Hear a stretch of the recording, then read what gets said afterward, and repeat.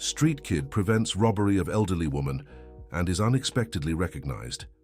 Jason ran desperately down the busy sidewalk of Chicago when he saw the man snatching the purse from the white-haired woman. Without a second thought, he pushed the attacker with all the strength his skinny 16-year-old frame could muster.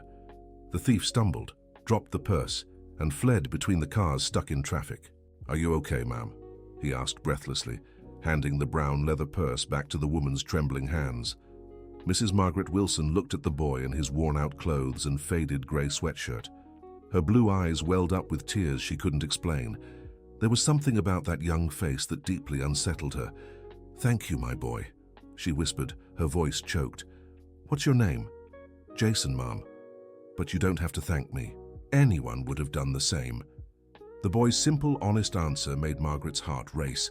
She opened her purse with shaky hands, searching for some money to give as a reward, but Jason was already walking away. "Wait, let me give you something."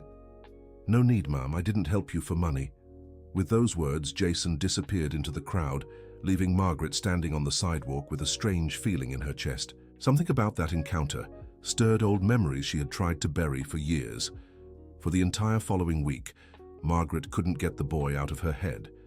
She asked her driver, Frank, to pass by the same spot every day at the same time.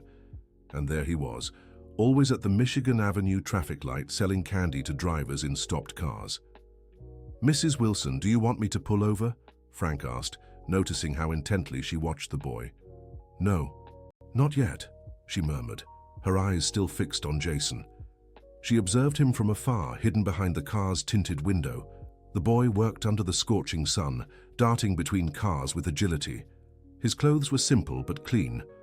There was dignity in his every movement, a refinement that didn't match his living situation. On Thursday, Margaret finally gathered her courage. She stepped out of the car and approached the traffic light when the red light stopped traffic. "Jason?" she called softly. The boy turned, surprised to recognize the woman from the robbery. "Oh, Mom. Sorry, I don't know your name." "Margaret. Mrs. Wilson." "Mrs. Wilson, how are you? Did you sort out the documents that were in your purse?" The genuine concern in the boy's voice moved Margaret again. How many street kids would care about a stranger's troubles? "Everything's fine, thank you." "Look, I brought this for you," she said, holding out a $50 bill. Jason looked at the money and shook his head. "I already told you, Mrs. Wilson, I don't need it. I work honestly here. I don't want charity." "It's not charity, my boy. It's a thank you. And I already thanked you by being useful. You don't owe me anything." The wounded pride in the boy's voice surprised Margaret. She insisted twice more, but Jason walked away, visibly uncomfortable. The light turned green, and Margaret had to return to the car, leaving the boy standing in the middle of the street. Dear listener, if you're enjoying the story, please take a moment to like and especially subscribe to the channel. It really helps us as we're just starting out. Now, continuing. The following Saturday, Margaret was at the bank when she got an urgent call from Frank. "Mrs. Wilson, you need to come quick to Jason's diner." "What happened?" "The diner owner is beating the boy up. Says he's scaring customers away." Margaret dropped everything and rushed to the address Frank had given. When she arrived, she found Jason being violently shoved out of the diner by a burly man in his 40s. "You stinking brat! How many times do I have to tell you that you can't stay here begging for leftovers? Customers complain about the smell." "Mr. Mike, I only come at the end of the day when there's almost no one here." "I don't care. Get out of here before I call the police." Margaret felt her blood boil. She stepped out of the car and walked firmly toward the diner. "Excuse me." Her voice cut through the air like a razor. Mike stopped shoving Jason and turned, annoyed. "Can I help you, ma'am?" "I want to know why you're assaulting this boy." "That's none of your business, ma'am. The kid keeps bothering my customers." Margaret opened her purse and pulled out a folded paper. Mike's expression changed completely when he saw the document. "This is the property lease, Mr. Mike. I own this building." The man paled instantly. Mrs. Wilson, I'm sorry. I didn't know you were..." "In 15 years of renting, this is the first time I've come here in person, and I find my tenant assaulting a child at my doorstep." "Mrs. Wilson, I can explain..." "You don't need to explain anything. The boy is bothering customers. Then why not offer him honest work instead of treating him like an animal? Jason stood frozen beside them, not fully understanding what was happening, but watching Mike stammer apologies to Mrs. Wilson. Starting today, this boy will work here as a helper. You'll pay him a fair wage and give him 1 meal a day, understood? Yes, Mrs. Wilson. Of course, Mrs. Wilson. No! Jason's voice suddenly exploded. I don't want to work here, and I don't want your pity, Mrs. Wilson. Before anyone could react, Jason took off running down the street, leaving Margaret and Mike standing on the sidewalk. Margaret discreetly followed the boy to a narrow alley between 2 old buildings. There, hidden behind a pile of cardboard and some old wood, Jason had set up a small shelter. A few crates served as makeshift furniture, and a stretched tarp protected from the rain.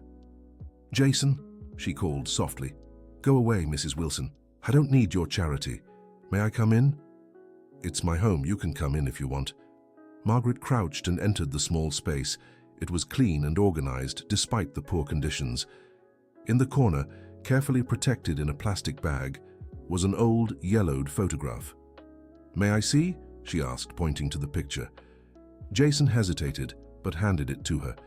It was a young woman, around 20, with dark hair and a sweet smile. She held a baby in her arms in front of a simple house. Margaret felt the world spin. The photo trembled in her hands. Who is she? She asked weakly. My mother. It's the only picture I have of her. What? What was her name? Nicole. Nicole Harris Johnson. The name hit Margaret like a punch to the gut. She swallowed hard, trying to keep her composure. And your father, did you know him? No. My mother never talked about him. She just said he was a good man but couldn't stay with us. Margaret quickly tucked the photo into her coat pocket and stood abruptly. I have to go. Hey, the photo. I'll bring it back tomorrow. I need time to sort some things out. And Margaret ran out of the alley, leaving Jason shouting after her, demanding his only memory of his mother back. That night, Margaret couldn't sleep. The photo lay on her nightstand, and she stared at it without blinking. Nicole Harris Johnson, the young maid who had worked in her home 17 years ago, the woman her son Brian had fallen madly in love with. Margaret remembered every detail of those turbulent months. Brian was 22 when Nicole started working as a housekeeper in the family mansion. She was a simple girl from the countryside of Wisconsin, but smart and well-mannered. Brian was enchanted by her from the very first day. Mom, I love Nicole, Brian had declared one December night. This is just a whim, my son. You two are from different worlds. It's not a whim, I'm going to marry her. The argument that followed was the worst of Margaret's life. She had been a widow for 5 years, and Brian was her only son. The idea of him marrying a housekeeper seemed impossible to accept. The social differences, what the family friends would say, the future of the business. If you marry that girl, I'll disown you, Margaret had threatened. Then so be it, Mom. I choose Nicole. Brian packed his bags that same night. Before leaving, he handed Margaret a letter. When you change your mind about what really matters in life, I'll be waiting. Margaret never read the letter. In her anger and wounded pride, she threw the paper in the trash unopened. She also fired Nicole the next day, paying 3 months' salary to make her disappear from Brian's life. Nicole tried to explain she was pregnant, but Margaret refused to listen. She paid an additional sum for the girl to return to her hometown and never show her face in Chicago again. Brian searched for Nicole for months, but she had vanished completely. Eventually, he moved abroad, and Margaret never heard from her son again. The only thing she received was a postcard from London 5 years later, saying he had married and was doing well. Now, holding the photo of Nicole with a baby in her arms, Margaret finally understood the magnitude of what she had done. She had torn her son away from the woman he loved. She had sent away her pregnant daughter-in-law, and for 16 years her grandson had grown up on the streets of Chicago while she lived in an empty mansion. The next morning, Margaret returned to the alley with a folder of documents. Jason was sitting on a box, eating a piece of bread he'd probably gotten from a local shopkeeper. I brought your photo, she said, handing him the picture. Thanks. I thought you were going to steal it. Jason, I need to tell you some things, but first, answer me one question. Did your mother ever mention where you were born? Right here in Chicago. Why? And did she tell you how she met your father? Jason stopped chewing the bread. Mrs. Wilson, why are you asking this? Because I think I know who your father was. The boy swallowed the bread with difficulty. What do you mean? Margaret opened the folder and pulled out several old photographs. One showed a young man in his 20s, tall and dark-haired, with a smile that looked a lot like Jason's. This is my son, Brian. He fell in love with a housekeeper who worked for me 17 years ago. Her name was Nicole Harris Johnson. Jason took the photo with trembling hands. This man looks like me. Very much. And look at this. Margaret showed another photo. Brian and Nicole together in the mansion's garden, her in a simple dress and him in casual clothes. Both were smiling at the camera in a moment that seemed hidden from the world. My mum, Jason whispered. That's her. Your father had to travel for work when he found out Nicole was pregnant. By the time he returned, she had disappeared. He searched for months but never found her. Where is he now? Margaret felt a sharp pain in her chest. I don't know. He moved abroad, and we lost contact years ago. Jason stared at the photos as if watching a movie of his own life. Finally, he looked up at Margaret. And you are your grandmother? The words hung in the air between them. Jason blinked several times as if trying to wake from a dream. My grandmother? Yes. Then why didn't my mum ever tell me? Margaret took a deep breath. It was time to share the most painful truth. Because I stopped her. When I found out she was pregnant, I paid her to leave and never come back. Jason's face transformed. Surprise gave way to anger, then to pain, and finally to a coldness that pierced Margaret's heart. What did you do? I was wrong, Jason. I was completely wrong. You destroyed my mother's life, and mine too. I know, and not a day goes by that I don't regret it. Jason stood up abruptly, throwing the photos on the floor. Do you know why my mother went hungry with me when I was little? Do you know why she worked 3 jobs and still couldn't afford medicine when I got sick? Margaret felt tears streaming down her face. Jason, because of you, because of your prejudice, my mother was too good for this disgusting family. You're right, I was terrible. And now what do you want? For me to forgive you? To accept being your precious little grandson? I just want a chance to try to fix the damage I've done. There's no fixing it, Mrs. Wilson. My mother's been gone for 2 years. She'll never see that I found out the truth. Dear listener, if you're enjoying the story, take a moment to like and especially subscribe to the channel. It really helps those of us just starting out. Now, continuing. Margaret felt her legs tremble. Nicole had been denied her son's final forgiveness. How did she pass? Pneumonia. At the public hospital, I tried to get money for a private doctor, but Jason couldn't finish the sentence. Margaret instinctively moved closer, but he stepped back. Don't touch me. You had 16 years to show up. Now it's too late. In the following weeks, Margaret attempted a careful approach. She discovered where Jason ate, where he showered, where he washed his clothes. Without invading his space, she began leaving small things he might need: a new blanket, some fruit, a pair of sneakers in the right size. Jason always returned everything. One cold June morning, Margaret found Jason coughing violently in the alley. There was blood on the handkerchief he used to wipe his mouth. Jason, you need to see a doctor. I'll be fine. This isn't just a cold. Not your problem. Yes, it is. You're my grandson. I don't have family, but the cough worsened each day. Margaret discreetly hired a private doctor to observe Jason from afar. Dr. Williams came to her one Thursday afternoon with a worried expression. Mrs. Wilson, from what I could see, the boy shows symptoms of a serious lung infection. He needs tests and immediate treatment. He won't accept my help. Then you'll have to force him, because if this continues, he could face serious complications. The following Saturday, Margaret found Jason unconscious in the alley. He had a high fever and was struggling to breathe. Without hesitation, she carried him to the car and told Frank to rush to the hospital. Jason woke 2 hours later in a private hospital bed, an IV in his arm and Margaret sitting beside him. "Where am I?" "At Mercy Hospital. You passed out." "I can't afford this. I've already paid for everything."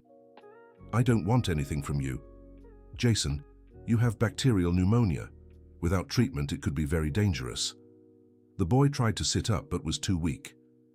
"You're staying here until you recover," Margaret said firmly. "After that, if you want, you can leave and never see me again." "Why are you doing this?" "Because you're my grandson, and because your mother deserved better from life." During the 10 days of hospitalization, Margaret stayed at the hospital almost the entire time. Jason was too weak to argue, so he silently accepted the care. Margaret read books to him, brought home-cooked meals made by the chef, and gradually shared family stories. "Your grandfather was a doctor," she told him one afternoon. "He built the cardiology clinic that became a reference in the city. And what would he think of having a homeless grandson? He would be proud to know his grandson has the same courage he had to help people in danger." "You're romanticizing this." "I'm telling the truth. When you saved my purse from that thief, you did exactly what your grandfather would have done."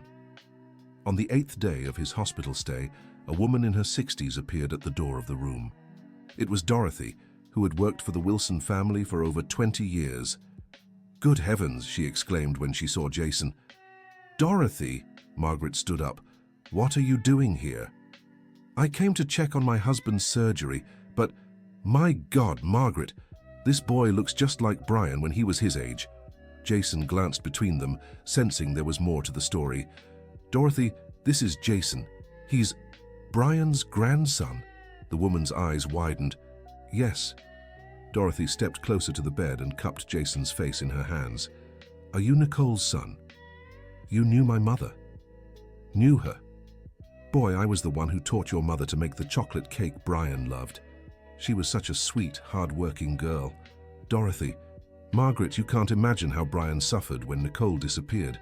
He cried for months, said he'd search for her even if he had to dig through the earth." Jason looked at Margaret with a new expression. For the first time, there was something other than anger in his eyes. He really cared about her? Cared? Dorothy laughed through her tears. "That boy was head over heels in love, said he'd marry her even if the whole family was against it." "Then why didn't he keep looking?" Dorothy glanced at Margaret, who gave a subtle nod for her to continue. "Because your grandmother told him Nicole had left on her own, that she didn't want anything to do with him anymore." The room fell silent. Jason processed this new information, while Margaret wrestled with the guilt that had consumed her for 16 years. "You lied to my father too?" "Yes," Margaret whispered. "I lied to everyone." The next day, when Jason was discharged from the hospital, he made an unexpected request. "I want to see the house where my parents met." Margaret could hardly believe it. "Are you sure?" "I am, but that doesn't mean I've forgiven you." "I understand." The Wilson family mansion stood in Beverly Hills, an elegant 1940s building surrounded by well-kept gardens. When the gate opened and Jason saw the house for the first time, he was struck by its size.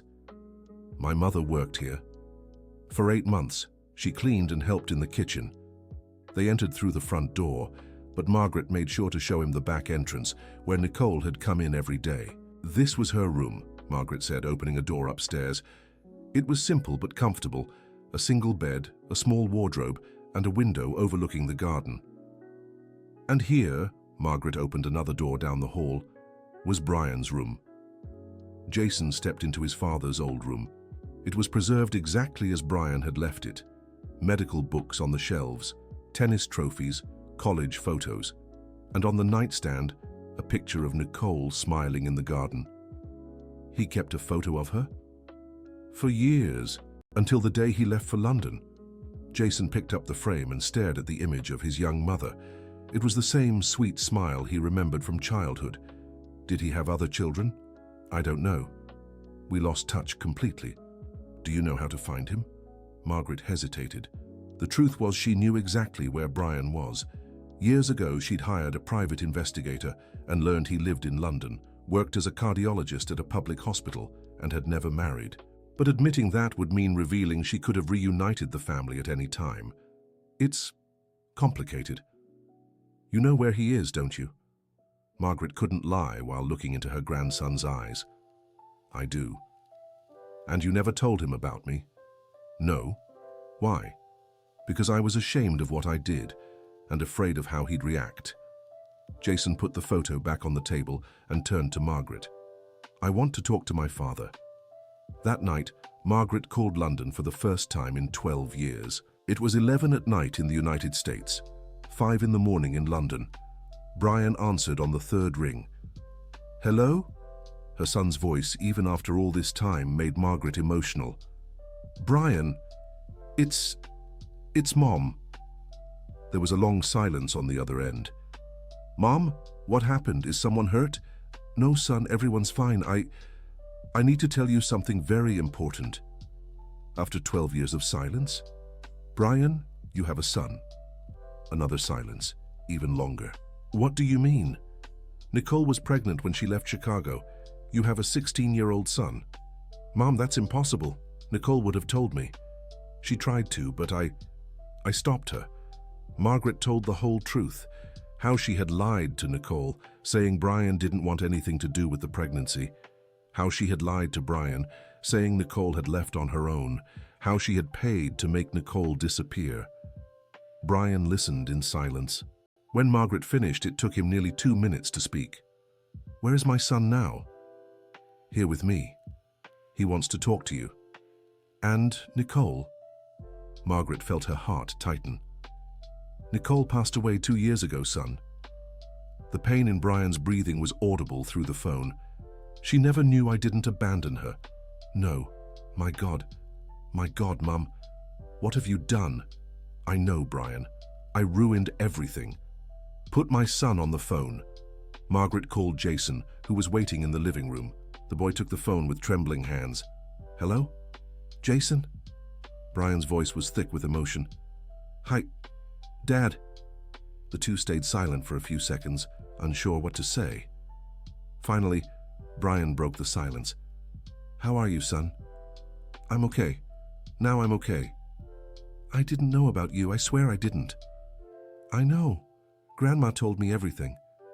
Your mom, what was she like? Do you remember her? I do. She was really good. Worked hard to raise me. Brian was crying on the other end. Jason could hear it. I'm coming back to the US. I'll take the first flight available. You don't have to drop everything for me. Jason, I spent 16 years looking for your mother. I won't spend another day away from you.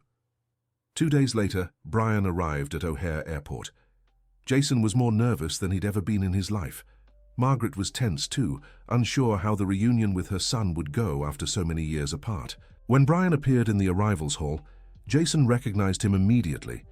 He looked just like the man in the photos, though with graying temples and a few more wrinkles.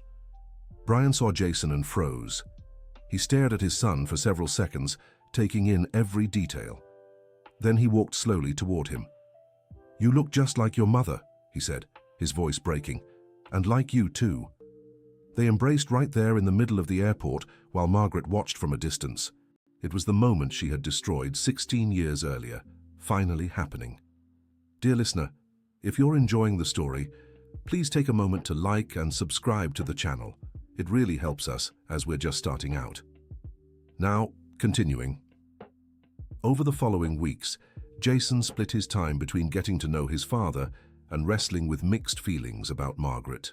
Brian had rented an apartment in Lincoln Park so they could stay together, but Jason still wasn't ready to live indoors after years on the streets. Dad, can I ask you something? Of course, son. Why did you never come back to the US before? Brian took a deep breath. They were walking through Central Park on a Sunday afternoon. Because I was angry at your grandmother, and proud too. I thought if she didn't want to see me anymore, I didn't want to see her either. But did you miss her? Every day, especially your mother. Did you really love her? More than anything in life. When she disappeared, I almost lost my mind. I hired a private detective, placed ads in the newspaper, searched every hospital and public record in Chicago. And you never imagined she was pregnant? In the last argument we had before she vanished, Nicole said she needed to tell me something important, but we fought before she could say it. Later, when she disappeared, I always wondered what it was. Jason stopped walking. She was going to tell you about me. Probably. And because of my stupid pride, I never knew. They continued walking in silence. Jason was processing all this when he noticed strange movement near the lake. A well-dressed man in his 50s was discreetly taking photos of them with a long-lens camera.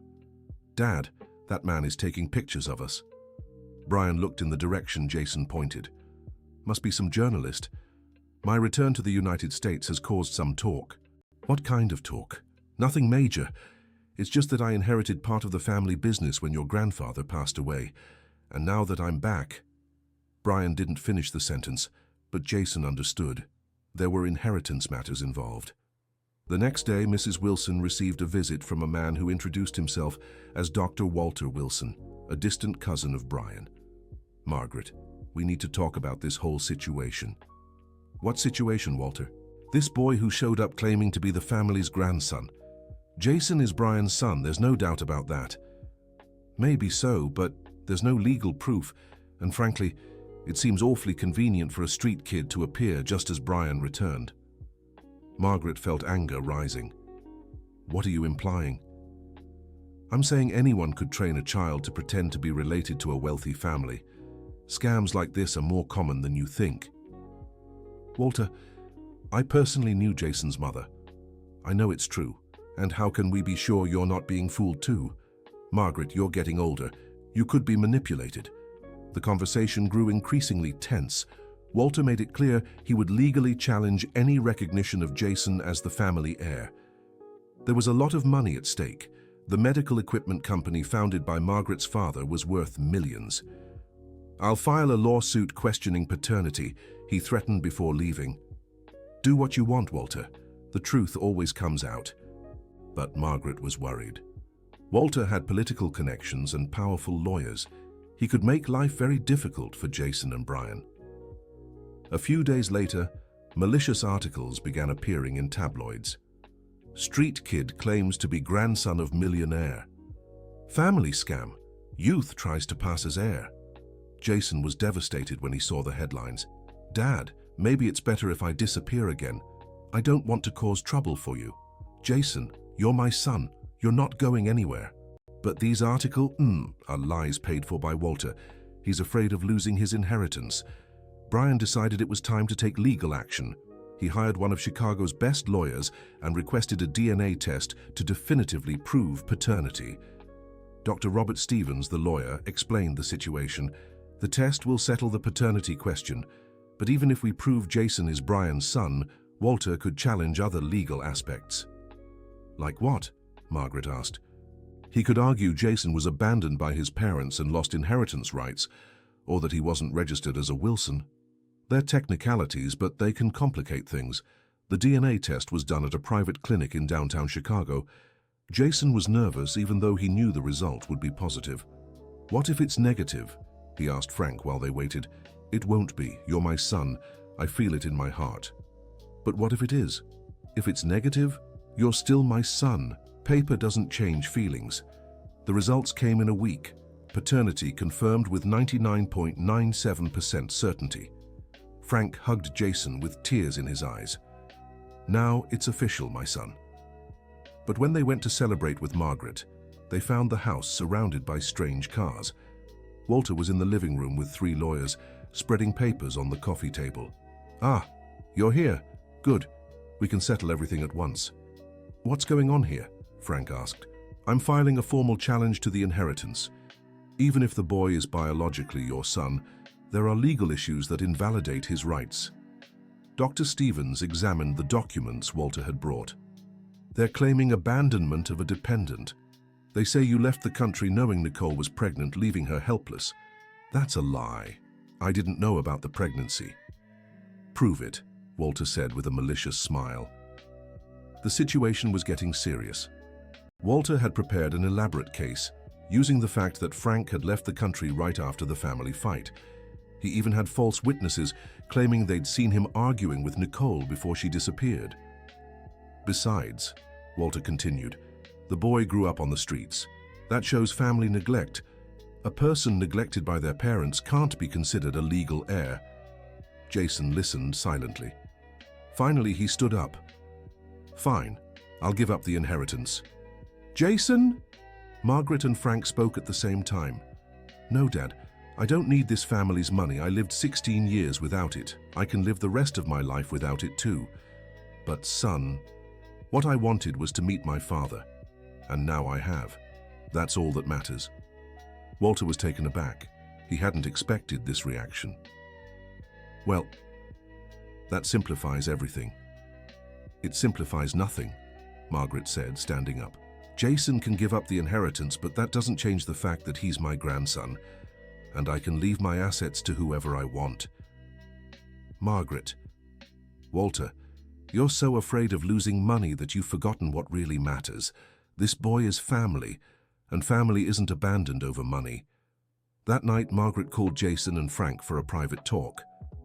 I want to make a proposal. What kind of proposal, Mom? I'll transfer part of the company's shares to Jason, not as inheritance but as a living gift. Walter can't challenge that. Mrs. Wilson, I already said I don't want. It's not for you to spend frivolously, Jason. It's for you to do something meaningful with it. Like what? Margaret opened a folder full of documents.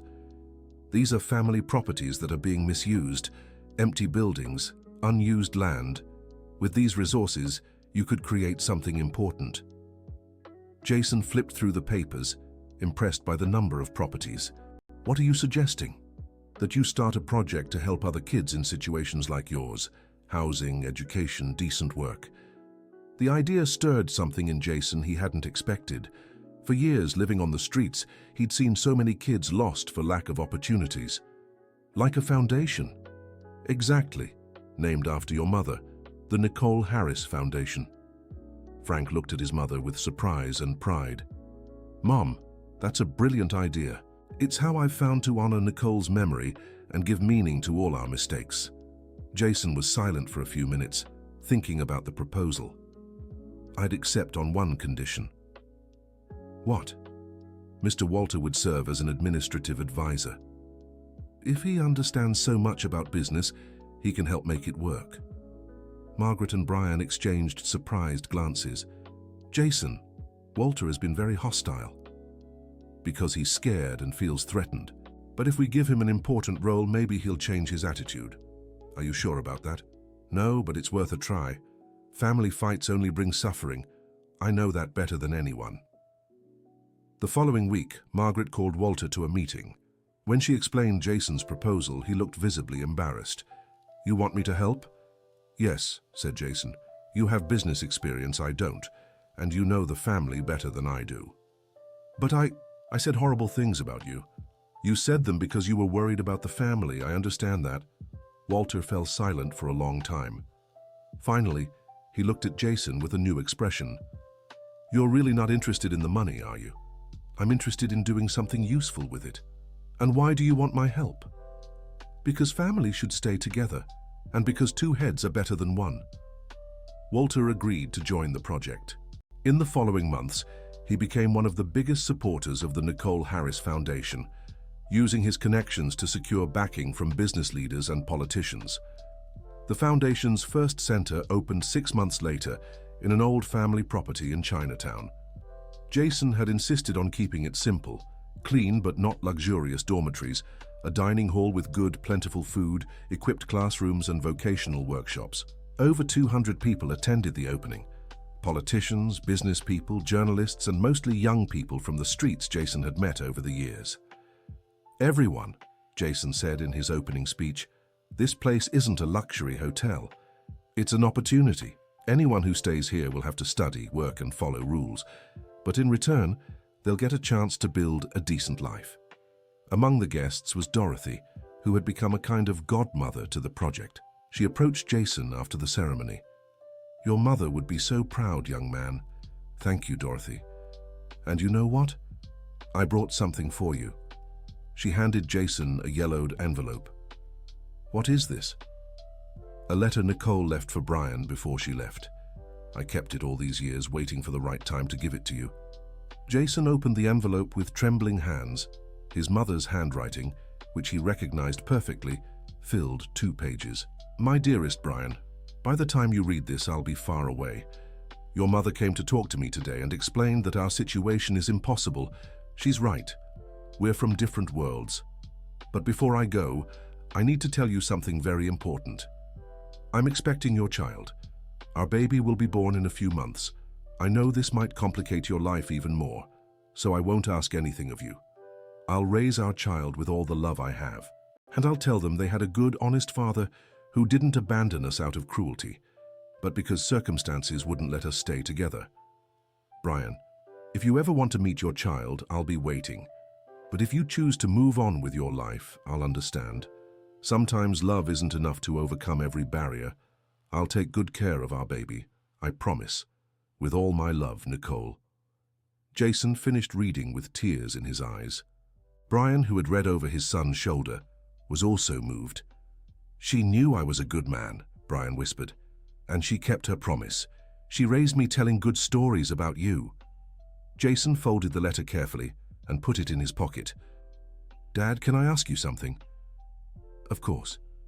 Do you still love my mother?" Brian looked his son in the eye. "I'll always love her. She was the great love of my life." "Then let's do something for her." "What?" "Let's create more foundations in other cities, so no poor mother has to watch her child go without." Brian hugged Jason tightly. "Yes, my son. We'll make sure your mother is remembered forever." 2 years later, the Nicole Harris Foundation already had branches in 5 cities across Chicago. Jason had finished high school through an equivalency program and was studying business administration at a private college. Brian had returned to working as a doctor in the United States, providing free care at the foundations. Margaret, now 72, had found a new purpose in life. She spent her days visiting the centers, talking to the young people, and organizing fundraisers. One Sunday afternoon, the 3 of them were in the garden of their Beverly Hills mansion when the phone rang. Margaret answered and returned with a strange expression. It was a journalist from Time magazine. They want to do a cover story on Jason. "On me? Why?" "It seems the foundation has become a national model. Governors from other states want to replicate it." Jason was embarrassed by the attention. He still saw himself as just a kid who'd been lucky enough to find his family. "I don't want to give an interview." "Why not, son?" "Because I didn't do anything extraordinary. I just used the family's money for something useful." "Jason," Margaret said, "you turned your pain into purpose. That's very rare." "Grandma's right," Brian agreed. "Many people who suffer become bitter. You became more generous. It's what my mother taught me. She said helping others makes life feel lighter." That night, Jason dreamed of Nicole. She was smiling, wearing the same dress from the old photograph, and told him she was proud. "You've honored our family, my son." "Mom, I miss you every day." "I know, but look at what you've built. Your father, your grandmother, even cousin Walter. Everyone working together." It was hard to forgive Grandma. Forgiving is hard, but it's the only way to move forward without carrying that weight in your heart. Jason woke with the dream vivid in his memory. For the first time since finding his family, he felt complete peace in his heart. The following Monday, he decided to accept the magazine interview. He wanted the story of the Nicole Harris Foundation to spread, to inspire others to turn resources into opportunities for those in need. The article was titled, "The Boy Who Became a Bridge." It told the whole story, from the foiled theft to the creation of the foundations. The photos showed Jason working with young people, Margaret organizing events, and Brian treating patients for free. The response was bigger than they expected. Businessmen from across the country reached out to support the project's expansion. Politicians wanted to associate themselves with the foundation's positive image. "Jason, we have an offer from the governor of Florida," Walter said in a meeting. "He wants to open 10 branches there." "With what funding?" "A public-private partnership. The government provides the land, and local businesses fund construction." "And our role?" "Transferring the model and training teams, like a social franchise." Jason liked the idea. Within 2 years, the Nicole Harris Foundation became a national network with 40 branches across the United States. On one of his trips to open a foundation in Atlanta, Jason met Emily, a 22-year-old social worker who helped at-risk youth. She had graduated from a public university and dedicated her life to social causes. "Your work is inspiring," she said after Jason's speech. "Thank you, but I'm just doing what anyone would." "That's not true. Many wealthy people just donate money and forget the problem. You actually get involved." They talked for hours that night. Emily shared that she had lost her parents as a child and was raised by an aunt. She knew the pain of abandonment, and that's why she dedicated herself to helping other young people. "Have you ever thought about working with us?" Jason asked. "I have, but I have commitments here in Atlanta." "What if we could open a unit here? You could coordinate it." Emily's eyes lit up. "Really?" "Very much so. We have resources for 5 more units in the Southeast." 6 months later, Emily moved to Chicago for intensive training at the main unit. Jason set her up in a small but comfortable apartment near the foundation. During the weeks of training, they grew closer and closer. Emily had a practical and caring way of dealing with the young people that impressed Jason. She could be firm when needed and warm at the right moments. "You have a special gift," Jason said one afternoon. "It's not a gift. It's experience. I know how they feel because I've been there." "Even so, it's special." One evening, after a particularly exhausting fundraising event, Jason and Emily walked through Central Park. The conversation flowed naturally between them. "Jason, can I ask you a personal question?" "Of course. Have you ever thought about having a normal life? A home? A family? Those kinds of things?" "I have. But I'm afraid." "Of what?" "Of not knowing how to do it. I grew up without a family model. What if I don't know how to be a husband? What if I don't know how to be a father?" Emily stopped walking and looked at him. "Jason, you managed to reunite a family that had been separated for 16 years. You turned anger into forgiveness and pain into purpose. I think you know exactly how to build a family." They kissed there in the middle of the park, under the streetlights. It was Jason's first kiss at 19. Emily was also emotional. "I've never felt this way about anyone," she whispered. "Me neither." In the following months, Jason and Emily became inseparable. She returned to Atlanta to coordinate the opening of the new unit, but they talked every day on the phone. Jason traveled to the Southeast whenever possible. Mrs. Wilson watched her grandson's romance with joy. In a conversation with Brian, she remarked, "Emily is perfect for Jason. She has the same social dedication and a big heart." "Just like Nicole," Brian said. "Jason chose a woman like his mother. Is that good or bad?" "It's perfect. It shows he values character above all else." That Christmas, Jason proposed to Emily. He did it during the foundation's holiday party, in front of all the young people served by the project. "Emily, do you want to build a family with me? A family that includes all these boys and girls too?" "Yes!" she shouted, overcome with emotion. The wedding was simple but moving. It took place in the garden of the family mansion, with 200 guests. Most were young people from the foundation, staff, and a few supporters of the project. Jason made sure the priest mentioned Nicole during the ceremony. "I'd like to dedicate this moment to the memory of Nicole Harris Johnson, who taught me that true love is the kind that multiplies when shared." After the wedding, Jason and Emily settled into a modest home in Wicker Park. Jason had turned down Mrs. Wilson's offer to buy them a mansion. "We prefer a simple life, Grandma. A house that's too big is a hassle and keeps us away from people." Mrs. Wilson respected their decision, but insisted on providing all the appliances and furniture for their new home. 2 years after the wedding, Emily became pregnant. Jason was overjoyed by the news, but also nervous. "What if I don't know how to be a father?" "You'll be a wonderful father," Emily assured him. "Look at how you take care of the kids at the foundation. But this is different. A child is a forever responsibility." "Jason, your father didn't have the chance to raise you, but you still grew up to be a good person.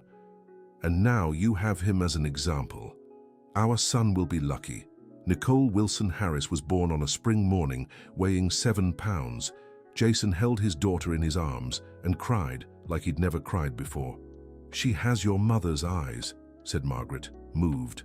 "She does, and she'll learn all about her great-grandmother's story." Brian was radiant as a grandfather. At 55, he finally had the chance to experience the full parenthood that was denied to him with Jason. "Now I can do everything I couldn't do with you," he told his son. "You sure can, Dad, but don't spoil her too much." Promise. The Nicole Harris Foundation kept growing. By its 5th anniversary, there were 60 locations across 15 states. Jason had become a national reference for social projects and received invitations to speak at universities and companies. During one of these talks at the University of Chicago, a student asked a question that struck Jason. "Have you ever regretted forgiving your grandmother?" Jason thought for a few seconds before answering, "Never. Forgiving doesn't mean forgetting or pretending the wrong never happened. It means choosing not to carry the weight of anger forever. My grandmother did terrible things, that's true. But when I forgave her, I freed myself. And she got the chance to redeem herself. But she destroyed your childhood." "She did, yes. But if I'd stayed trapped in the past, she would have destroyed my adulthood too. Forgiving was a gift I gave myself." The answer drew loud applause from the audience. After the talk, several students approached to discuss their own family struggles. Jason realized his story inspired not just homeless youth, but anyone who'd experienced family conflicts. He decided to write a book sharing his full experience. From the Streets to Reconciliation was published the following year and became a national bestseller. Jason donated all royalties to the Nicole Harris Foundation. At the book launch, Margaret gave an emotional speech. "This book tells the story of a boy who taught me the true meaning of family. Jason could have chosen hate, but he chose love. He could have chosen revenge, but he chose forgiveness. I destroyed his childhood, but he built a better future for thousands of other young people." The audience rose to applaud. Jason hugged his grandmother on stage. "Thank you for giving me a second chance, grandson. Thank you for being willing to change, Grandma." 5 years after Nicole's birth, Jason and Emily had a second child, Brian Nicole Harris. The name honored both grandfather and great-grandmother. The family grew happy and united. Jason divided his time between the foundations, his family, and consulting for governments interested in replicating the model. Margaret, now 80, remained active in the project. She'd created a special program for at-risk young mothers. "It's my way of honoring all the Nicoles who never got the chances I had," she explained. Brian also remained dedicated to the foundations. He'd established a free medical care program that benefited not just the youth served, but their families too. Walter had become chairman of the board and transformed the foundation into a financially solid, transparent operation. His business expertise proved crucial for national expansion. "You know," he told Jason during a meeting, "when we first met, I thought you were a con artist. Now I know you're the one who saved us as a family." "How so, Uncle?" "We were a wealthy but empty family. You gave our lives purpose." One Saturday afternoon, Jason was playing with his kids in the backyard when he received an unexpected call. She was a reporter for Global News Network. "Mr. Jason, we're producing a documentary about innovative social projects in Latin America. We'd like to include the Nicole Harris Foundation. Why are you interested in our work?" "Because it's the only project we know where a beneficiary became a leader and achieved systemic results. You don't just help young people individually, you've changed how the United States deals with this issue." The documentary was filmed over 3 months. The cameras followed the daily life of the foundation, interviewing the young people they serve, staff, and family. The result was an hour-long film shown in dozens of countries. The international attention brought invitations for Jason to speak in other countries. American universities wanted to study the US model. African governments asked about adapting it for their contexts. "Jason," Emily said one evening, "do you realize your story is inspiring people all over the world? It still feels surreal to me. I was just a boy selling candy at the stoplight. You were a boy with a huge heart. The situation has changed, but the heart remains the same." On the 10th anniversary of the Nicole Harris Foundation, a big celebration was held at McCormick Place. Over 5,000 people attended. Young people served by the foundation, staff, supporters, officials, and public figures. Jason took the stage for the keynote speech. Beside him were Margaret, Brian, Emily, and their 2 children. 10 years ago, I was a street kid who stopped a robbery without expecting anything in return. Today, I'm here surrounded by the family I always dreamed of having, watching thousands of young people build their own stories of overcoming. The audience applauded warmly.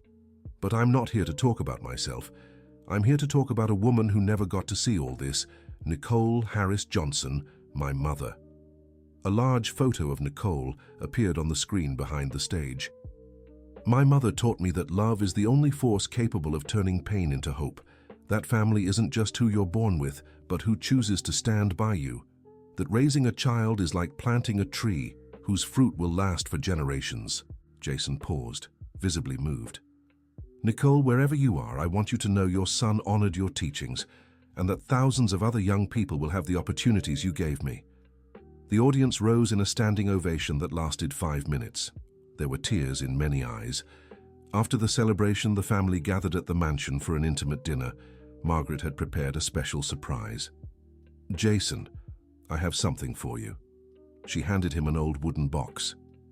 What is this, Grandma? Open it and see. Inside the box were dozens of letters, photos, and documents. Jason immediately recognized his mother's handwriting. Where did you get this? Dorothy saved everything Nicole left in her room when she left. She gave it to me yesterday, saying it was time for you to have it. Jason carefully flipped through the letters. They were love notes Nicole had written to Brian, photos of the 2 together, and even some recipes she had jotted down. In one letter, Jason found something that moved him deeply. Dear Diary, today I found out I'm pregnant with Brian's child. I'm scared, but also so happy. I don't know how he'll react or how his family will accept it. But one thing I know, I'll love this baby more than anything in the world. And if he grows up to be half the man his father is, I'll be proud. I promise, no matter what happens, I'll raise my son to be a good person. I'll teach him that love is stronger than fear, that family is built with care, and that it's always worth helping those in need. My son will know love, even if I have to give it alone. Jason finished reading with tears streaming down his face. Emily, who was reading over his shoulder, was also moved. She kept all her promises, Emily whispered. She really did, Jason agreed. And now I'll keep mine. What promise? To keep multiplying the love she gave me. That night, Jason dreamed of Nicole again. But this time, she wasn't alone. Beside her stood a man Jason recognized as his maternal grandfather, who had passed away years earlier. We're proud of you, son, Nicole said. You've honored our family, his grandfather added. Are you both okay where you are? We're at peace. And you? Jason looked around in the dream. He saw the family reunited, the foundations running, thousands of young people building better futures. I'm at peace too, Mum. Finally at peace. When he woke up, Jason knew he had found his place in the world. He was no longer the abandoned boy selling candy at the stoplight. He was a man who had turned his pain into purpose, his anger into forgiveness, and his loneliness into a big family. At the breakfast table, Mrs. Wilson watched her grandson playing with the kids while Emily set the table. Brian was reading the newspaper, but listening to the children's chatter. It was an ordinary family scene, but she knew it was extraordinary because of the journey they had all taken. Jason, Mrs. Wilson said, can I ask you something? Of course, Grandma. Have you truly forgiven me? Jason stopped playing and looked her in the eyes. Grandma, I didn't just forgive you. I'm grateful. What do you mean? If you hadn't done what you did, I wouldn't be who I am today. Pain taught me compassion. Need taught me humility. Loneliness taught me the value of family. Mrs. Wilson felt a lump in her throat. And if I could go back and change everything? I wouldn't let you, because our story, with all its mistakes and triumphs, created something beautiful. How many families get to reunite after so long? How many people get to turn suffering into love? You're too wise for your age. I learned from the best teachers, life and love. Emily walked over and kissed her husband's forehead. That's why I fell in love with you, because you turn everything you touch into something better. It's because I learned that love is the only thing that grows when you share it. Just then, Nicole Wilson Harris ran into the kitchen, followed by her brother Brian. "Daddy, Daddy, Grandma Wilson said she'll teach me how to bake a cake. And she said she'll teach me chess," Brian shouted. Jason hugged both children, feeling immense gratitude for being able to give them everything he never had, a close-knit family, unconditional love, and the certainty they were loved. "You're the most important things in Daddy's life," he told them. "More important than the foundation?" Nicole asked. "The foundation is Daddy's work. You are Daddy's heart." Mrs. Wilson watched the scene with a smile. At 82, she had finally understood the true meaning of wealth, not the money she had, but the family she had brought together through forgiveness and love. Brian, reading the newspaper, found an article about the Nicole Harris Foundation. The report mentioned that the program had already helped over 10,000 young people across the United States, with an 85% success rate in social reintegration. "Jason, look at this," he said, showing the article. 10,000 kids, Jason murmured, each with their own story, family, and future. "Your mother would be proud," Brian said. "She is proud," Jason corrected. "I feel it every day." End of story. So, what did you think of this story of love, forgiveness, and family? Tell us where you're watching from, and if you believe Jason made the right choices. Share your honest thoughts on how forgiveness can transform lives. Don't forget to like and subscribe to the channel for more heartwarming stories.